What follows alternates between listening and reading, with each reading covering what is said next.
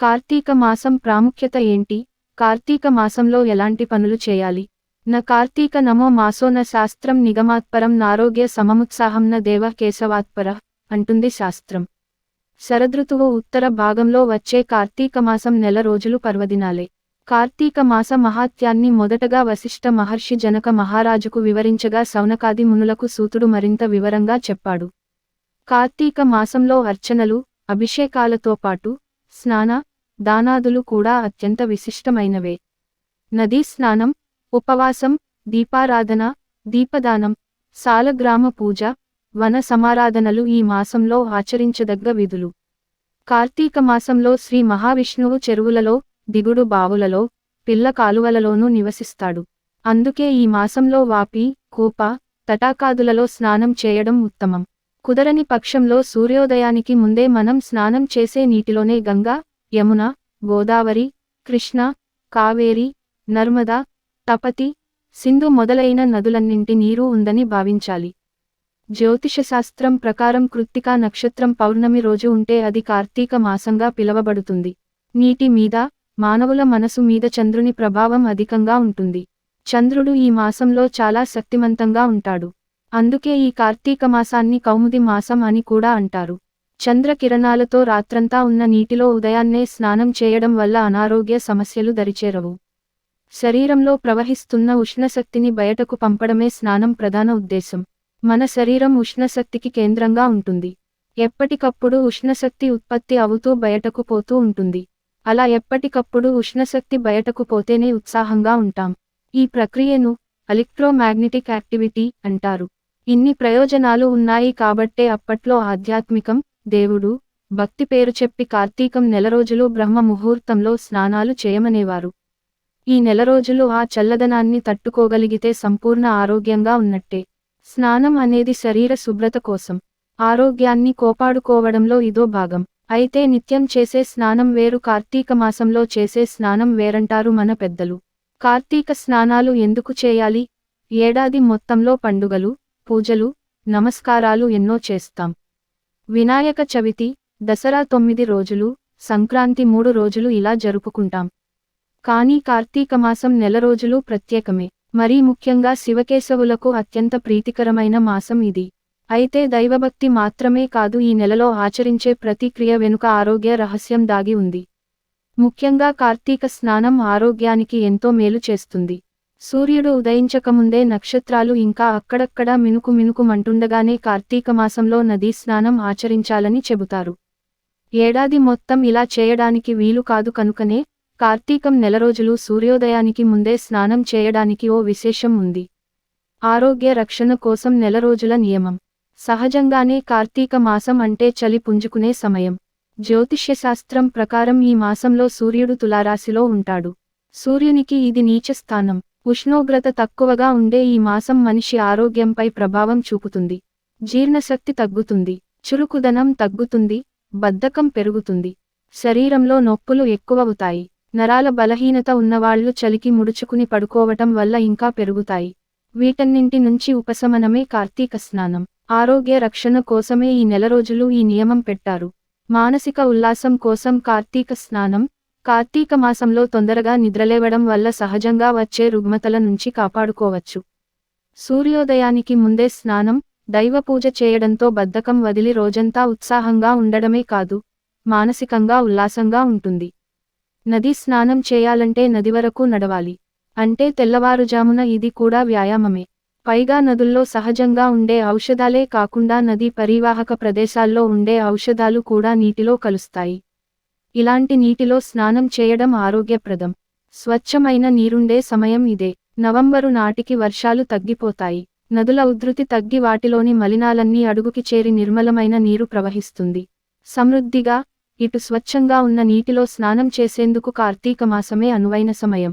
కార్తీకంలో తెల్లవారు జామునే లేచి తలారా స్నానం చేసి, శుభ్రమైన దుస్తులు ధరించి తులసికోట ముందు భగవన్నామ సంకీర్తన చేస్తూ ధూపదీప నైవేద్యాలు సమర్పిస్తారు. ఇలా చేస్తే మనసంతా ఆధ్యాత్మిక పరిమళాలతో నిండి అలౌకికమైన, అనిర్వచనీయమైన ఆనందం కలుగుతుంది. మామూలు రోజులలో భగవదారాధన మీద అంతగా శ్రద్ధ పెట్టని వారు, గుడిలో కాలు పెట్టని వారిని సైతం పవిత్రమైన ఆధ్యాత్మిక వాతావరణమే గుడికి తీసుకెళ్తుంది. వారిని దేవుని ముందు కైమోడ్చేలా చేసి పాపాలు పటాపంచలు చేసి మోక్షప్రాప్తి కలిగిస్తుంది ఈ మాసం. కార్తీక మాసంలో దశమి, ఏకాదశి, ద్వాదశి తిథులలో శ్రీమహావిష్ణువును తులసిదళాలతోటి, కమలాలతోటి పూజిస్తే జీవించినన్నాళ్ళు ధనానికి లోటు లేకుండా ఉండి, సమస్త సౌఖ్యాలు కలగటంతో పాటు అంత్యమున జన్మరాహిత్యం కలుగుతుందట. అదేవిధంగా ఆరుద్ర నక్షత్రం రోజున, మాసశివరాత్రి నాడు, సోమవారం నాడు, కార్తీక పున్నమి నాడు రుద్రాభిషేకం చేసి, బిల్వదళాలతోనూ, రుద్రాక్షలతోనూ పూజించిన వారికి అనంతమైన సౌఖ్యాలతోబాటు అంత్యమున శివసాయుజ్యం పొందుతారని కార్తీక పురాణం చెబుతోంది. ఈ మాసంలో ప్రతిరోజూ పుణ్యప్రదమైనదే. అయితే ఏ తిథిన ఏమి చేస్తే మంచిదో తెలుసుకుని దాని ప్రకారం ఆచరిస్తే మరిన్ని ఉత్తమ ఫలితాలు కలుగుతాయి. కార్తీక శుద్ధ పాడ్యమి. తెల్లవారు జామునే లేచి స్నానం చేసి, అందుబాటులో ఉన్న ఏదైనా ఆలయానికి వెళ్ళి, నేను చేయదలచుకున్న కార్తీక వ్రతం నిర్విఘ్నంగా సాగేటట్లు అనుగ్రహించమని ప్రార్థించి సంకల్పం చెప్పుకుని ఆకాశ దీపాన్ని సందర్శించుకోవాలి. విధియ: ఈ రోజు సోదరి ఇంటికి వెళ్లి ఆమె చేతి భోజనం చేసి, కానుకలు ఇచ్చి వచ్చిన వారికి యమగండం వాటిల్లదని పురాణోక్తి. తదియ: అమ్మవారికి కుంకుమ పూజ చేయించుకోవడం వల్ల సౌభాగ్య సిద్ధి. చవితి. కార్తీక శుద్ధ చవితి నాగుల చవితి సందర్భంగా సుబ్రహ్మణ్యేశ్వరునికి, పుట్టకు, పూజ చేయాలి. పంచమి. దీనికి జ్ఞానపంచమి అని పేరు. ఈ రోజు సుబ్రహ్మణ్య ప్రీత్యర్థం అర్చనలు చేయించుకున్న వారికి జ్ఞానవృద్ధి కలుగుతుంది. షష్ఠి. ఈ రోజు బ్రహ్మచారికి ఎర్రని కండువా దానం చేస్తే సంతాన ప్రాప్తి కలుగుతుందని ప్రతీతి. సప్తమి. ఈ రోజు ఎర్రని వస్త్రంలో గోధుమలు పోసి దానమివ్వడం వల్ల ఆయుష్షు వృద్ధి అవుతుంది. అష్టమి. ఈ గోపాష్టమి నాడు చేసే గోపూజ విశేష ఫలితాలనిస్తుంది. నవమి. ఈ రోజు నుండి 3 రోజుల పాటు విష్ణు త్రిరాత్ర వ్రతాన్ని ఆచరించాలి. దశమి. ఈ రోజు రాత్రి విష్ణు పూజ చేయాలి. ఏకాదశి. ఈ ఏకాదశికే బోధనైకాదశి అని పేరు. ఈ రోజు విష్ణు పూజ చేసిన వారికి ఉత్తమ గతులు కలుగుతాయి. ద్వాదశి. ఈ రోజు క్షీరాబ్ది ద్వాదశి. సాయంకాలం ఉసిరి మొక్క, తులసి మొక్కల వద్ద దామోదరుని ఉంచి పూజ చేసి, దీపాలు వెలిగించడం సర్వపాపాలను నశింపచేస్తుంది. త్రయోదశి. ఈ రోజు సాలగ్రామదానం చేయడం వల్ల సర్వకష్టాలు దూరమవుతాయి. చతుర్దశి. పాషాణ చతుర్దశి వ్రతం చేసుకునేందుకు మంచిది. కార్తీక పూర్ణిమ. మహాపవిత్రమైన ఈ రోజు నదీ స్నానం చేసి శివాలయం వద్ద జ్వాలాతోరణ దర్శనం చేసుకోవడం వల్ల సర్వపాపాలు ప్రక్షాళనమవుతాయి. కార్తీక బహుళ పాడ్యమి. ఈ రోజు ఆకుకూర ఆవుకు దానం చేస్తే శుభం. విధియ: వనభోజనం చేయడం విశేష ఫలాలనిస్తుంది. తదియ: పండితులకు, గురువులకు తులసి మాలను సమర్పించడం వల్ల తెలివితేటలు వృద్ధి అవుతాయి. చవితి. పగలంతా ఉపవసించి, సాయంత్రం వేళ గణపతిని గరికతో పూజించి, ఆ గరికను తలగడ కింద పెట్టుకుని పడుకుంటే దుస్వప్న దోషాలు తొలగి సకల సంపదలు కలుగుతాయి. పంచమి. చీమలకు నూకలు చల్లడం, సునకాలకు అన్నం తినిపించడం శుభఫలితాలనిస్తుంది. షష్ఠి. గ్రామదేవతలకు పూజ జరిపించడం మంచిది. సప్తమి. జిల్లేడు పూలతో గుచ్చిన దండను ఈశ్వరునికి సమర్పిస్తే సంపదలు వృద్ధి అవుతాయి.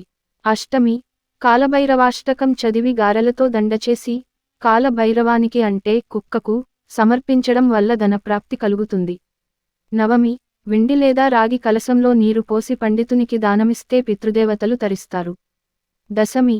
ఈ రోజు అన్న సంతర్పణ చేస్తే విష్ణువుకు ప్రీతిపాత్రులై కోరికలు తీరతాయి. ఏకాదశి. విష్ణువాలయంలో దీపారాధన, పురాణ శ్రవణం, పఠనం, జాగరణ విశేష ఫలప్రదం. ద్వాదశి. అన్నదానం లేదా స్వయంపాకం సమర్పించడం శుభప్రదం. త్రయోదశి. నవగ్రహారాధన చేయడం వల్ల గ్రహదోషాలు తొలగుతాయి. చతుర్దశి. ఈ మాస శివరాత్రి నాడు చేసే ఈశ్వరార్చన, అభిషేకం అపమృత్యు దోషాలను, గ్రహబాధలను తొలగిస్తాయి. అమావాస్య. నేడు పితృదేవతల పేరిట అన్నదానం లేదా స్వయం పాకం పేదవారికి దానం చేయడం వల్ల పెద్దలకు నరక బాధ తొలగి, స్వర్గసుఖాలు కలుగుతాయి. ఈ మాసంలో చేసే స్నాన, దాన, జపాల వల్ల అనంతమైన పుణ్యఫలాలు ప్రాప్తిస్తాయి. అయితే అలా రోజూ చేయలేని వారు కనీసం ఏకాదశి, ద్వాదశి, పూర్ణిమ, సోమవారాలలో లేదా ఒక్క పూర్ణిమ లేదా కనీసం ఒక్క సోమవారం రోజైనా సరే నియమ నిష్టలతో ఉపవాసం ఉండి, గుడికి వెళ్లి దీపం వెలిగిస్తే పుణ్యఫలాన్ని ఇస్తుంది. కార్తీక పౌర్ణమి నాడు పగలంతా ఉపవాసముండి రుద్రాభిషేకం చేయించి శివాలయంలో మట్టి ప్రమిదలో 365 ఒత్తులను ఆవునేతితో వెలిగిస్తే సమస్త పాపాలు భస్మీపటలమై ఇహలోకంలో సర్వసౌఖ్యాలను అనుభవించి అంత్యంలో పుణ్యలోకాలు పొందుతారని కార్తీక పురాణంలోని అనేక గాథలు, ఇతివృత్తాలు, ఉపకథలను బట్టి తెలుస్తుంది. క్షీరాబ్ది ద్వాదశి వ్రతం, సత్యనారాయణ స్వామి వ్రతం, కేదారేశ్వర వ్రతం కార్తీక మాసంలో చేసుకునే వ్రతాలు.